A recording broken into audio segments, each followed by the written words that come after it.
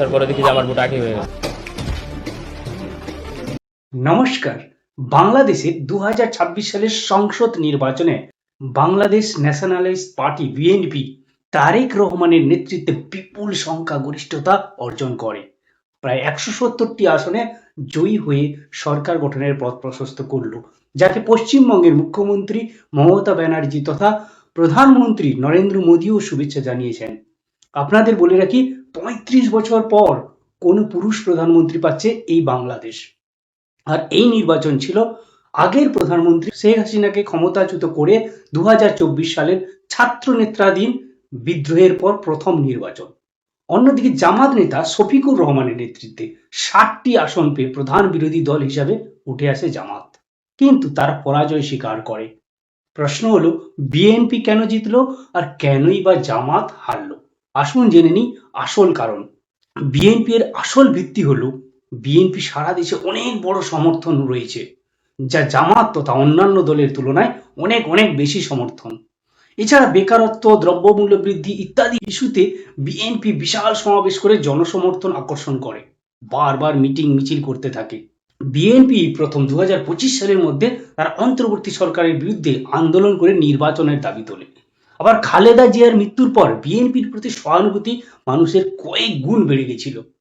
শুধু কি তাই, তারেক রহমানের লন্ডন থেকে ফিরে আসাও তাদের রাজনৈতিক বিশেষ সুবিধা করে দিয়েছে। সব থেকে বড় ফায়দা সেটা হলো আওয়ামী লীগের অনুপস্থিতি। অর্থাৎ আওয়ামী লীগ নির্বাচনে অংশ না নেওয়ায় তাদের ভোট, বিশেষ করে হিন্দু ভোটারদের একটা অংশ বিএনপিতে স্থানান্তরিত হয়ে গেছে। এছাড়া ছাত্র নেতাদের প্রতি জনগণের অসন্তোষ এবং ইউনিসের অন্তর্বর্তী সরকারের বিরুদ্ধে বিশাল ক্ষোভ বিএনপিকে জিততে অনেক অনেক সাহায্য করে দিয়েছে। আরো বড় কারণ হলো নির্বাচনের নানা রকমের প্রতিশ্রুতি, যেমন চাকরি সৃষ্টি, দুর্নীতির বিরুদ্ধে শূন্য সহিষ্ণুতা, অর্থনৈতিক সংস্কার, দরিদ্রদের সাহায্য ইত্যাদিও কিন্তু বিএনপিকে জয় এনে দিয়েছে। কারণ এইসব প্রতিশ্রুতি সাধারণ মানুষের কাছে তাদের জনপ্রিয়তা বাড়িয়ে দিয়েছিল কয়েক গুণ। এবার আসি জামাত কেন হারলো। প্রধানত জামাতের নেতা শফিকুর রহমানের মহিলাদের অধিকার এবং কর্মসংস্থান নিয়ে যে প্রতিক্রিয়াশীল মন্তব্য মহিলা ভোটারদের মধ্যে বিতর্ক সৃষ্টি করে দিয়েছিল, যা অনেক বড় অংশের সমর্থন হারায়। এছাড়া সংখ্যালঘু সম্প্রদায়ের মধ্যে তাদের প্রতি বিদ্বেষপূর্ণ মনোভাব ও তাদের পরাজয়ের অন্যতম কারণ ছিল। হিন্দু লোক যখন সামনে যদি ব্যালট পেপারে সিল মেরে দিই, তাও কিন্তু আমাদের কিন্তু বিশ্বাস করবে না। এটাই কিন্তু বাস্তব যে হিন্দুরা এই ভোটটা হয়তো দেয়নি, এটা কিন্তু সত্যি কথা। মানে আমরা গেছি বলের মতো আর কি, যেদিকে যাই সেদিকেই লাথি খাই।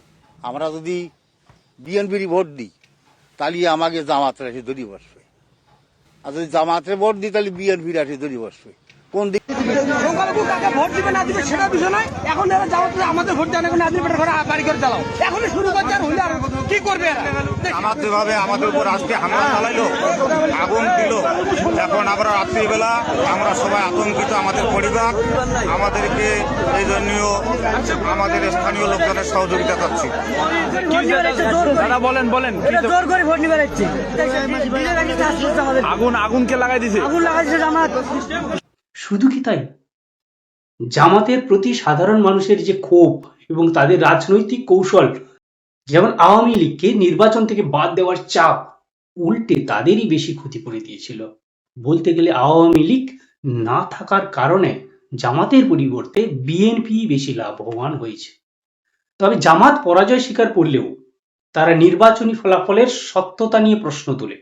অর্থাৎ কয়েকটি আসনে সন্দেহজনক পরাজয়, ফলাফল ঘোষণায় অসঙ্গতি এবং প্রশাসনের পক্ষপাতিত্ব নিয়েও সংকোচবোধ প্রকাশ করে জামাত। আমার বলার কি, জীবনের ফার্স্ট সুষ্ঠু নির্বাচনে ভোট দিতে আসলাম, আসার পরে দেখি যে আমার ভোট আগে হয়ে গেছে। ভোট দিতে গেছি, আমার ভোট অন্যজনে দিয়ে দিচ্ছে।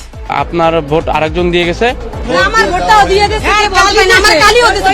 একজনের ভোট আরেকজন দিয়ে ফেলছে।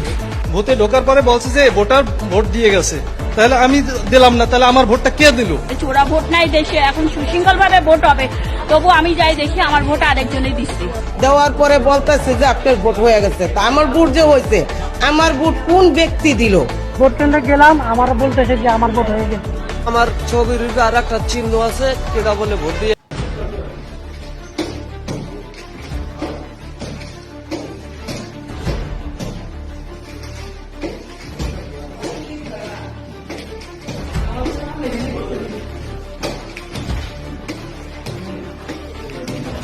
আগেই সিল দিয়ে রাখতেছেন কেন?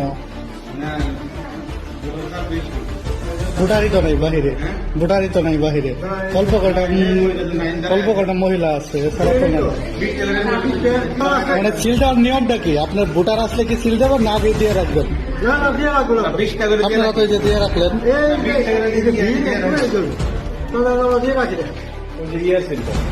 ওই আপনার যে কর্মকর্তার যে সিলটা, তাই না? তবে হাসিনা সরকারের নিষিদ্ধের পরও তারা যে এই 60টি আসন পেয়ে ভালো ফল করেছে, এটাই তাদের অনেক ধন্যবাদ বলতে পারে। সর্বোপরি জামাতের এই যে আইন ভিত্তিক ফতোয়া সবার কাছে গ্রহণযোগ্য ছিল না, আর এটাই মানুষ মেনে নিতে পারেনি, ইসলামী আইন ভিত্তিক ফতোয়া। এছাড়া বিএনপির মতো এত বড় সমর্থন না থাকার কারণে জামাত আজ পরাজয় স্বীকার করতে বাধ্য হল। তবে বলা বাহুল্য, আজকের এই নির্বাচন বাংলাদেশের রাজনীতিতে একটি নতুন অধ্যায় শুরু করবে। আর এই জয়ী বিএনপির স্থিতিশীলতা এবং জনগণের প্রতি সংস্কারের প্রতিশ্রুতি কতটা বাস্তবায়িত হয় সেটা ভবিষ্যৎ বলে দেবে। কিন্তু জামাত বিরোধী দল হিসাবে কতটা চ্যালেঞ্জ গ্রহণ করে সেটাও এখন দেখার বিষয়। আপনাদের কি মনে হয়, কেন জামাতের এই হাল হলো? যারা বাংলাদেশের সিংহাসন দেখার স্বপ্ন দেখেছিল, কমেন্ট করে অবশ্যই জানাবেন। সাবস্ক্রাইব করুন পরবর্তী আপডেট পেতে। ধন্যবাদ।